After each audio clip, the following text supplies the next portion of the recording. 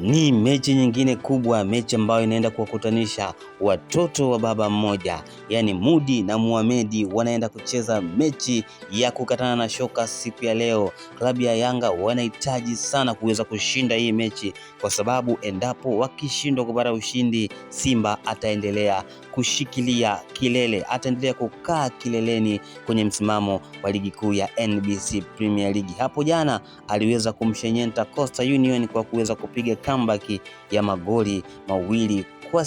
Kama ilivyoada siku zote, mara zote klabu ya Young African ikikutana na timu yoyote ambayo inaitwa Singida, basi Yanga wamekuwa wakipata ushindi, tena wakipata ushindi mnono. Lakini mechi hii ni tofauti, safari hii ni tofauti. Hata kocha wa Singida Muhibu Kanu ameweza kusema ya kwamba mechi ya familia ilishapita kitambo na leo ni kazi na hakuna mechi ya familia. Yanga wanahitaji sana ushindi, ukizingatia kwa sasa wako kwenye pressure kubwa sana, ukizingatia kwa sasa Simba imeweza kuimarika kwa kiasi kikubwa. Simba imeweza kuwa ni timu ogopesho. Simba imekuwa ni timu ambayo inashinda kila mechi ambayo inakuwa ikicheza, na kwa mujibu wa msemaji wa timu ya Yanga Ali Shabani Kamwe ameweza kuthibitisha kwamba kila mtu anatakiwa kuweza kushinda mechi zake. Kila mtu anatakiwa kuweza kuzicheza mechi zake vizuri ili kujihakikishia nafasi ya kuweza kubeba ubingwa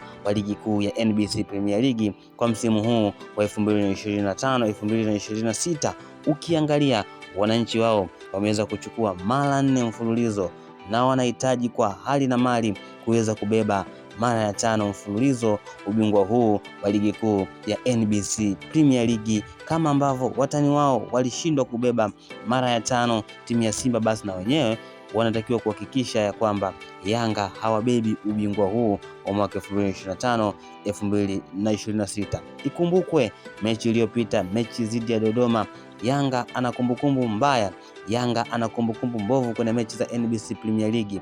Aliweza kufungwa mabao 3-2, chuma 3-2, gongo 3-2 mbele ya Dodoma Jiji. Watu wengi waliweza kuzoea kwamba siku zote Yanga ikiweza kukutana na Dodoma Jiji, basi imekuwa ni timu ambayo inaubuka na ushindi. Hiko ndicho kitu ambacho kinawapa wasiwasi mkubwa sana watu wengi kwenye mchezo wa leo pale KMC Complex majira ya saa 10 kamili. Wanasema kuna uwezekano kwamba ile familia ya Dodoma, Yanga pamoja na Singida Black Star imeshaweza kufa, na ndio maana kwenye game hiyo basi wanaweka 50-50, ukizingatia timu ya Singida na wao wameweza kuwa na wachezaji ambao ni wazuri, wachezaji ambao wako vizuri kwenye sekta tofauti na wamekuwa wana uzoefu mkubwa kimataifa na hapa nyumbani Tanzania. Kwa mfano timu ya Singida wao wana kiungo mkabaji ambaye yuko vizuri na anaweza kupita katika klabu ya Yanga, anaitwa Halidi Aucho.